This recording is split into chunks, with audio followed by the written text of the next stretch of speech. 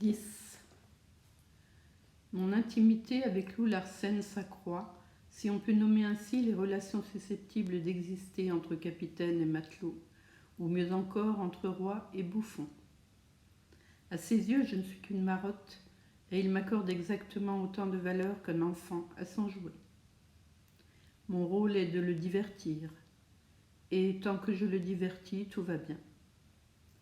Mais s'il lui arrive de me trouver ennuyeux, ou de tomber dans une de ces humeurs noires qui le prennent parfois, je suis immédiatement renvoyée à la cuisine. Encore dois-je alors m'estimer heureux de m'en tirer sain et sauf. Personne à bord qui ne craigne ou haïsse ce solitaire. Personne non plus qu'il ne méprise pas. On dirait qu'il se consume lui-même du terrible pouvoir qu'il possède et trouve autour de lui un déversoir insuffisant. Cet homme est tel que le serait Lucifer si cet esprit orgueilleux apparaissait sur la terre et venait vivre parmi nous. L'isolement où se complaît Lou Larsen a déjà en soi une influence fâcheuse qui s'aggrave de la mélancolie particulière à la race scandinave. Je comprends mieux maintenant, connaissant Lou Larsen, les vieux mythes de la religion d'Odin, les sauvages à peau blanche et à cheveux blonds qui créèrent ce panthéon terrible étaient de cette espèce. L'insouciante gaieté des Latins est inconnue de Lou Larsen. Quand il lui arrive de rire, c'est une forme différente de sa férocité et rien d'autre. Mais il rit rarement. Une sombre hypocondrie qui a de profondes racines ataviques constitue le fond de sa nature. C'est cette tristesse latente, fanatisée, qui a produit chez les Anglais l'Église réformée et des êtres du type de Mrs. Grundy. Note, personnage symbolique aux idées étroites et obstinées. Mais la religion, qui est par elle-même une consolation, manque à Lou Larsen et l'abandonne à sa sombre humeur. Son matérialisme brutal constitue toute sa philosophie, en sorte que, quand il est envahi par ses idées noires, il ne peut que devenir diabolique. S'il avait été un autre homme, j'aurais eu ces jours-ci pitié de lui. Alors que j'entrais le matin dans sa cabine pour remplir son pot à eau, je le trouvais la tête enfuie dans ses mains.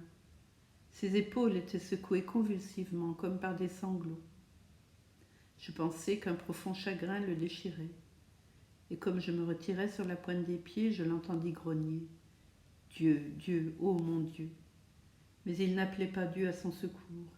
C'était une simple et banale exclamation qu'exhalait sa poitrine, un exutoire quelconque à sa douleur. Au déjeuner, il demanda au chasseur de phoques s'il connaissait un remède efficace contre les maux de tête. Sa souffrance, qui ne fit qu'empirer, était telle en effet qu'à la fin de la journée, il n'y voyait presque plus clair et, en dépit de sa force, chancelait en marchant sur le pont. Je le soutins pour le reconduire à sa cabine. « Hump, me dit-il, ce mal est étrange. Je n'ai jamais été malade de ma vie. Jamais je n'ai souffert autant de la tête, sauf cette fois où j'ai eu la peau du crâne emportée sur 15 cm par une barre de cabestan qui est venue me frapper à l'improviste.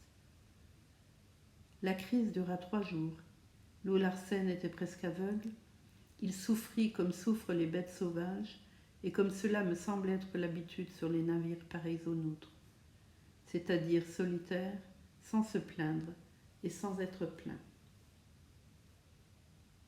Ce matin, lorsque j'entrai dans sa cabine pour lui faire son lit et savoir s'il n'avait besoin de rien, je le trouvai tout à fait remis. Sa table et sa couchette étaient jonchées de feuillets de papier portant des chiffres et des graphiques. La boussole et l'équerre en main, il reportait ses calculs sur une grande feuille de papier calque. Il me salua allègrement. « Bonjour, Hump. Ce travail que je suis en train de faire est une invention dont je suis l'auteur. Je procède à une dernière mise au point. » « Mais de quoi s'agit-il » demandai-je. « D'un procédé nouveau destiné à faciliter le travail des navigateurs. Il réduit à presque rien les calculs nécessaires à la conduite d'un bateau. Un enfant les réussirait. L'indispensable est seulement de repérer une étoile au ciel dans la nuit sombre. Il suffit alors de placer mon dispositif sur une carte astrale et de reporter sur la table que j'ai établie le chiffre des degrés qu'on a relevés. Et en moins de 2, vous obtenez votre emplacement exact. La voix de Lou Larsen était toute joyeuse et ses yeux étincelaient, aussi bleus que la mer. Vous devez être calé en mathématiques, répondis-je. Où avez-vous fait vos études? Nulle part, hélas. Je n'ai jamais mis le pied dans une école. J'ai pioché tout seul. Mais, reprit-il brusquement, si j'ai travaillé à cette invention, n'allez pas croire que c'est par philanthropie, ni pour laisser mon empreinte sur le sable des temps. Et il éclata d'un rire railleur. Pas du tout. C'est en vue de faire breveter mon procédé et d'en tirer du bon argent sonnant, qui me permettra de me donner un jour plus de bien-être, de me payer une bonne rigolade quand il me plaira et de tirer ma flemme à mon gré, pendant que de moins malins que moi continueront à trimer. Voilà quel a été mon but, puis aussi il m'est agréable de réaliser ce que j'ai conçu. La joie créatrice, murmurai-je. Je crois que ça s'appelle comme ça. La joie des vivants sur les morts, l'orgueil du ferment qui a réalisé quelque chose. Je levai les bras au ciel, en signe de désespoir, devant cette perversité mentale obstinée, et m'occupai de faire le lit. Lou Larsen, de son côté, se remit à reporter sur la grande feuille ses traits et ses mesures, avec une attention studieuse et une délicatesse de main que je ne pouvais m'empêcher d'admirer, et qui formait un curieux contraste avec sa brutalité coutumière. Quand j'eus terminé, je levai les yeux vers lui et le regardai avec une sorte d'inconsciente admiration. Cet homme était beau, enfin un beau mâle, et le plus étonnant était la sérénité de son visage. On aurait dit le reflet d'une conscience pure, le miroir d'une âme incapable de la moindre méchanceté. C'était en réalité le signe d'une immoralité complète. La conscience de Lou Larsen était en repos, pour cette excellente raison qu'il n'avait pas de conscience. Et je me pris à contempler, comme fasciné, ce colosse au teint bronzé, dont le profil fraîchement rasé avait la pureté d'un camée. Les lèvres, à la fois sensuelles et dures, étaient pleines et charnues. Le nez, impératif et conquérant, avait quelque chose du bec de l'aigle, avec une régularité de lignes très classique. Le masque entier était une incarnation de la force, mélancoliquement orgueilleuse et cruelle. Cet homme m'intéressait malgré moi. Qui était-il exactement? Qu'était-il venu faire sur la terre?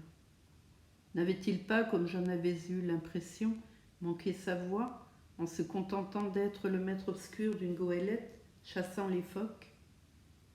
Je ne pus garder pour moi mes réflexions et demandai à Lou Larsen: ne pensez-vous pas parfois que vous avez raté votre vie?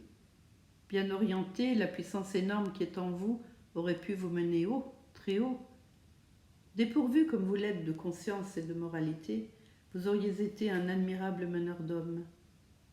Vous auriez pu dominer le monde. Et pourtant vous êtes ici, à l'apogée de votre vie.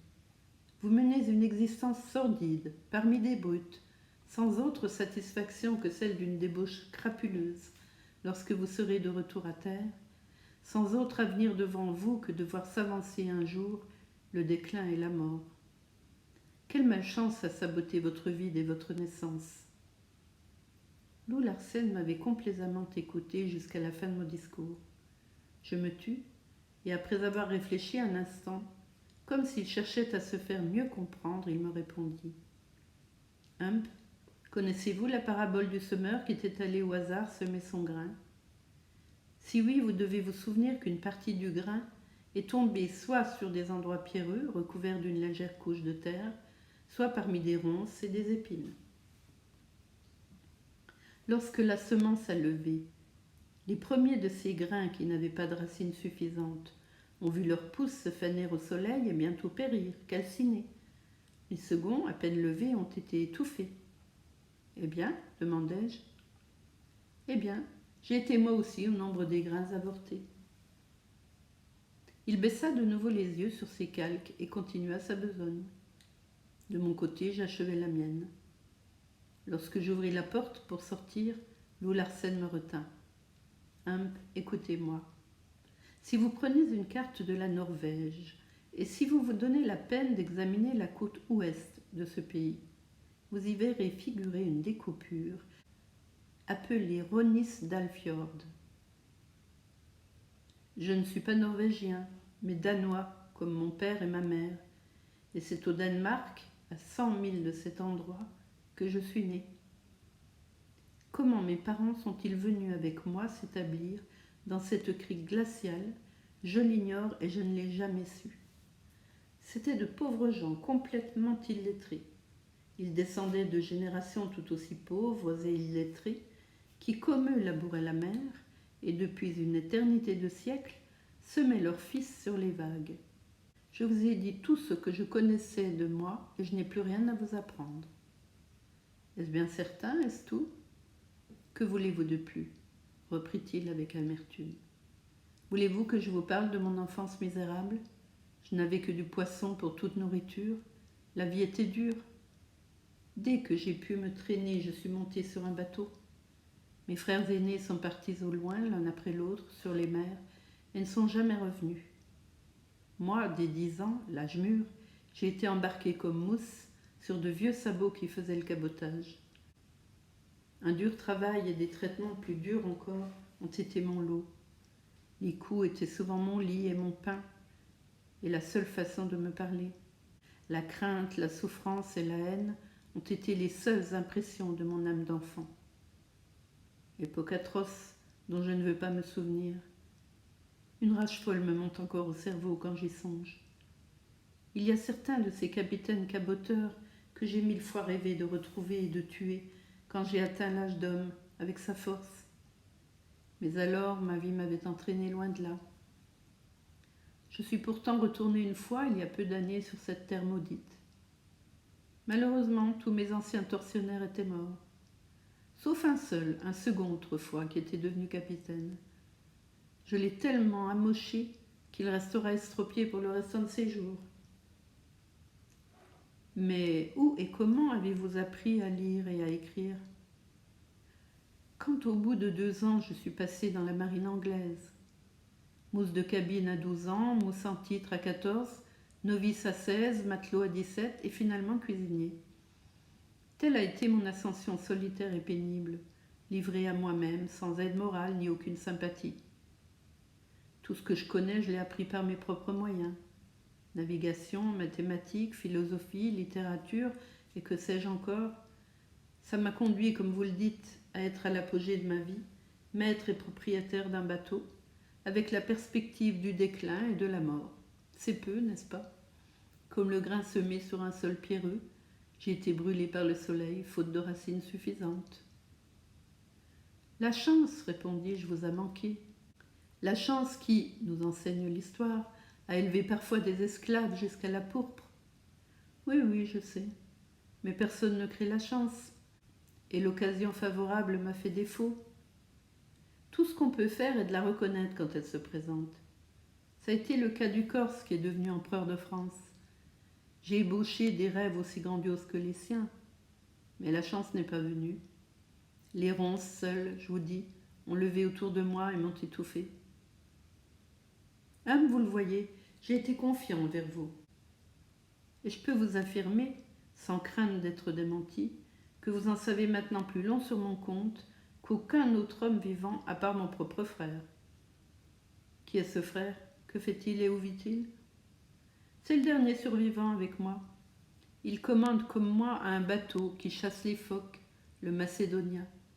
Nous le rencontrerons sans doute sur la côte du Japon. Ces hommes l'appellent Larsen la mort. Larsen la mort, m'écriai-je involontairement. Vous ressemble-t-il? Oh, d'assez loin. C'est un animal sans cerveau, il a toute ma brutalité, suggérai-je. Justement, merci d'avoir dit le mot. Il a toute ma brutalité, mais il sait à peine lire et écrire. Et il n'a jamais philosophé sur la vie comme vous. Jamais. Il n'en est que plus heureux dans son existence solitaire. Il ne songe pas à l'horreur de son sort. Mon tort à moi est d'avoir mis le nez dans les livres et d'y avoir appris à penser.